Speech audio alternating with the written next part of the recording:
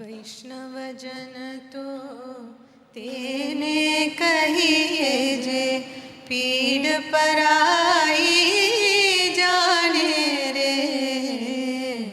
At the Jamnalal Bajaj Foundation, we essentially seek to recognize those that not only have articulated an important problem, but work to solve it.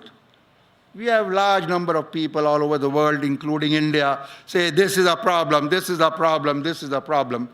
But very few who have answers and solutions to these problems. These are people who have solved these problems. And of course, Sri Ravi Shankar ji. We seek exemplars who have worked for social development, usually away from the glare of publicity. We are continually amazed to see the number of such persons in our country and the depth of their commitment. Most are not even known. हम सब Jamnalal Bajaj foundation में चारों awardees के बहुत आभारी हैं. इन्होंने यह अवार्ड स्वीकार किया. Mr. Nagler, we are indebted to you and all the awardees for accepting this award. India may or may not become an economic superpower, say 20 years from today. This is likely, but for me it's not that important. My dream for India 20 years from now is a country where poverty has been banished, where parents' income is not a barrier to good health and good education, where talent is recognized and encouraged, achievement celebrated and rewarded, and the weak can also live with self-respect and dignity. Yashpal Mittal जी का सम्मान में प्रशस्ति पत्र मैं पढ़ रहा हूँ. आपका जन्म गांधीवादी विचारों से प्रभावित एक सुसंस्कृत आर्य समाजी परिवार में हुआ. आपके व लाला लजपत राय के परिवारों के घनिष्ठ संबंध रहे. युवावस्था से आपने खादी को अपनाया, उसका प्रचार किया तथा घर घर जाके उसे बेचा भी. आपने हरिजन बस्तियों में कल्याण, स्वास्थ्य और शिक्षा के कार्यों में स्वयं को समर्पित कर दिया. स्नातक होने के बाद आप घर छोड़कर सेवाग्राम आ गए. नई तालीम के क्षेत्र में आपने गहरा अनुभव प्राप्त किया. उसके तुरंत बाद आचार्य विनोबा जी ने भूदाल आंदोलन प्रारंभ किया. आपने इस आंदोलन में शरीक होकर सक्रिय भाग लिया और उसके लिए सरकारी नौकरी छोड़ दी. पठानकोट के पास ग्राम सरना में आपने सर्वोदय आश्रम की स्थापना की, जहां आपने सर्वोदय के आदर्शों पर आधारित समाज की रचना का नक्शा तैयार किया.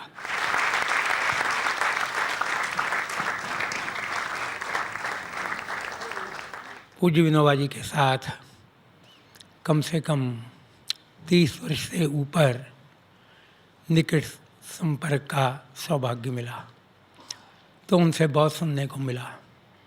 एक बात कहते थे कि संस्कृत भाषा की खूबी है, वो मूक को वाचाल बनाने वाला भी है, लेकिन वाचाल को मूक करने की ताकत भी वो रखता है. ऐसा लग रहा है कि विनोबा जी शरीर से मुक्त हो गए 82 में, तो मुक्त होने के बाद अब उनकी आत्मा ही हमारे आगे आगे जा रही है. वही हमारे पायलट होकर के जा रहे हैं, तो फिर काहे का डर है, काहे का खतरा है. उसकी अनुभूति. माँ चली गई, आशा देवी आर्य नायकम गोद में ले लिया अपने. H.H. Sri Ravi Shankar ji, I present to you Dr. Anand Dinkar Karve. As president of the appropriate Rural Technology Institute, RT, in Pune, your major work included research in plant breeding, agronomy, pest control, crop psychology, water management, seed technology, plant tissue culture, greenhouse technology, and post-harvest technology.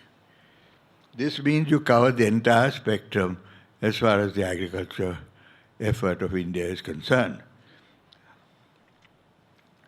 The techniques of cloning, which you have standardized, has resulted in about 50 plant species having medicinal properties and non-timber forest products, a novel method for growing root drugs. Another of your achievements is the making of bamboo non-biodegradable and using the same for constructing outdoor structures. You have discovered techniques for using saline water for irrigation of certain crops, and you have accomplished all these in a, what shall we say, in a rural area of India without leaving that place.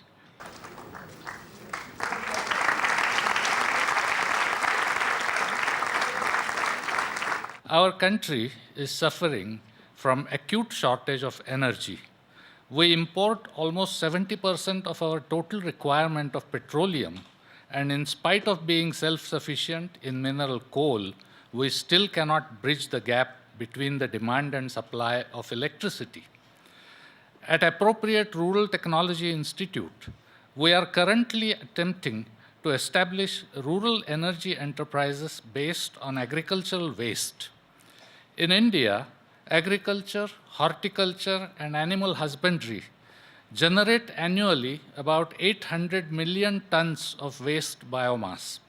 However, we at Aarti, consider this biomass not as waste, but as a potential source of wealth because it can provide the country with energy.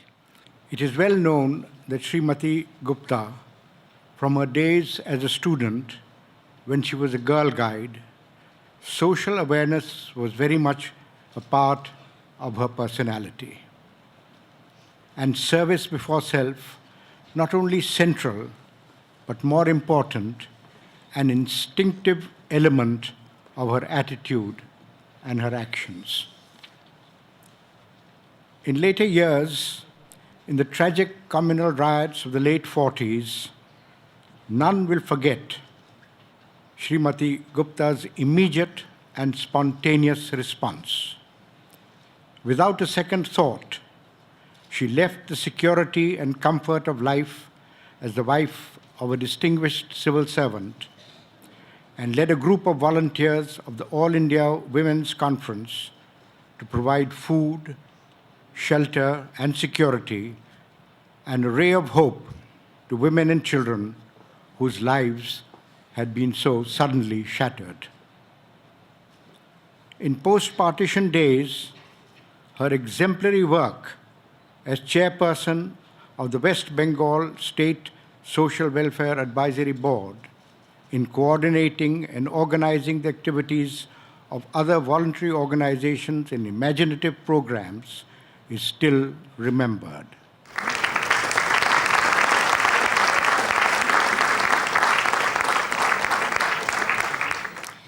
At the outset, let me apologize for not having been able to be personally present today. I am 95 years of age and have lately been keeping indifferent health. Those of us who have contributed years of work at both the field level and in building up organizations and institutions hope that the next generation of social workers and voluntary agencies can provide the leadership which will be vehicles for change. Historically, when we started social work, it was not after having undergone any training, but we dealt with situations arising out of an emergency or out of a natural calamity, and this provided us the opportunity and the platform to work and contribute towards the upliftment of the people, although with extremely limited resources. We require the government of both the center and the state at the central and the state levels to provide more resources for the funding of organizations working for women, for children, for the aged, for the disabled, and other vulnerable sections of society, without consideration of caste or religion. I take great pleasure in reading the citation in honor of Professor Michael Nagler. Professor Emeritus of Classical Languages at the University of California, Berkeley, and founder and former chairman of the university's Peace and Conflict Studies program, you have become one of the world's most widely respected peace scholars and activists. You have devoted most of your life exploring nonviolence as an alternative to war and other violence. You belong to a rare category of peace activists who came to Gandhiji through the spiritual route. The turning point in your life was your contact with Indian teacher Eknath Easwaran and residence at his Blue Mountain Center of Meditation. During the last 15 years, you have been increasingly involved in the peace movement. You have been the founder of the Metta Center together with the Dalai Lama Foundation for Nonviolence and Education, as also Educators for Nonviolence, and now you are the president. You have been the moving spirit behind the Shanti Sena project, now called Nonviolent Peace Pros. Your commitment to nonviolence is total. This is explicitly reflected in your outstanding work, The Search for a Nonviolent Future.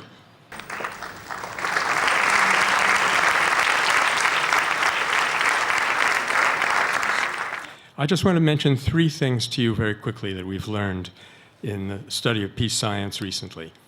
One is that huge numbers of people in the world today, nearly 2/3 of the world's population, live in regimes which have gone through a successful transition to democracy without the use of violence.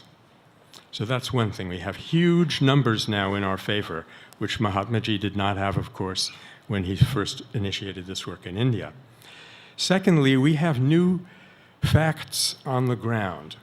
It used to be when you wanted to get engaged in a struggle like this, you had to, as we say in English, reinvent the wheel. You had to start the whole thing all over again. Nobody knew that anybody had done this before. Nobody knew that there was a right way to do it and a wrong way. And thirdly, we also have new institutions to implement these values, the spiritual energy and these Gandhian values. Most important of which, perhaps, is the one that's called third-party nonviolent intervention. Today, in our country, 212 districts are affected by Naxalism, Naxalite violence. It's the urgent need of all of us to act now. To see that our young minds, educated young minds, don't tread the path of violence. See, wherever there is Naxalism or violence, no industry can flourish, no business can flourish, no education can flourish. Prosperity is far away. And we can't afford, as our Prime Minister has already mentioned about this, the greatest danger today in our country is Naxalism. And I tell you, the Naxalism is a result of lack of spiritual education, moral education. And we need to urgently act. In any conflict, we can find a way out. We need to have the right mindset, the intention. And looking at the works of all these eminent people here on the dais, you know, they can be the source of inspiration. As we enter the 30th year of recognizing the contribution of these social entrepreneurs, our awardees, we realize that there are so many more out there who need to be equally applauded. These are the people who transform the poor from sheer statistics to worthy citizens of our country, bringing excellence and quality in terms of their leading healthy and productive lives and contributing to our dream of a prosperous, educated, and healthy India. As we heard them, we realized that their greatest strength is not money or resources, nor power or influence, nor prestige or position, but a commitment to selfless service and a passion to wipe every tear that they encounter. Could we give them an applause?